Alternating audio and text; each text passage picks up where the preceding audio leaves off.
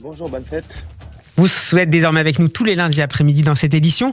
Je rappelle que vous êtes le rabbin de la communauté juive de Neuilly-sur-Seine. Vous conseillez également le grand rabbin de France sur les questions sociétales.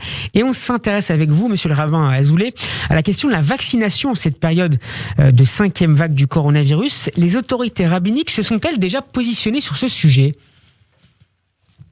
En fait, depuis longtemps, depuis l'invention du premier vaccin par un médecin anglais qui s'appelait Edward Jenner, c'était en 1796, et à l'époque, il avait inventé le premier vaccin contre la variole, qui faisait des ravages en Europe. Elle a tué d'ailleurs, elle tuait un tiers de ceux qui contractaient cette maladie, et elle défigurait les survivants.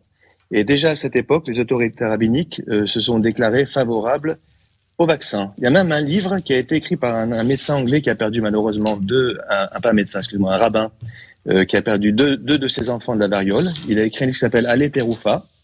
Le titre exact, c'est d'ailleurs Allez Teroufa, l'obligation de vacciner dans la halakha. Donc vous voyez que c'est vraiment c'est quelque chose d'ancien, et depuis toujours en fait les autorités rabbiniques se sont déclarées favorables à la vaccination. Peu importe le vaccin d'ailleurs, c'est un principe général d'autorisation et d'encouragement à la vaccination.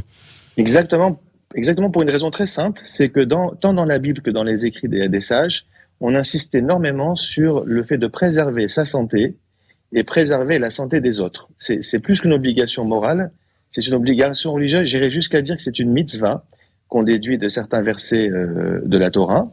Et donc, il s'agit vraiment d'une obligation religieuse de faire attention, d'abord de faire attention à ne pas tomber malade.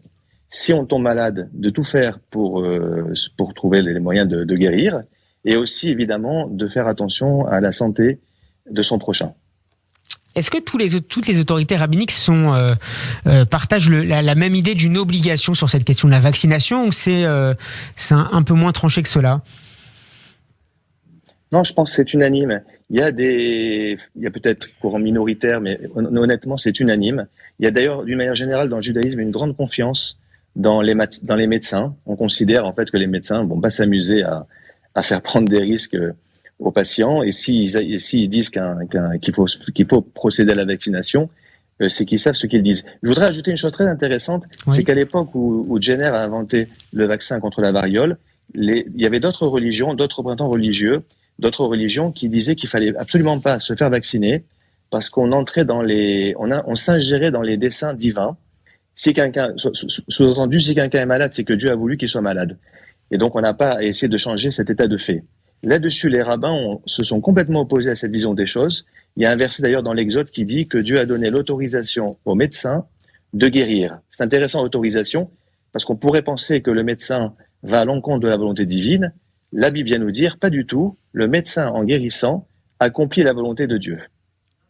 Merci beaucoup, monsieur le rabbin Michael Azoulay. Je rappelle que vous êtes le rabbin de la communauté juive de Neuilly-sur-Seine. Et puis je renvoie nos auditeurs à la lecture de votre dernier livre, Le Monde, qui vient Sagesse juive en temps d'incertitude. C'est publié aux éditions Salvator. Bonne semaine à vous et à lundi prochain. Merci.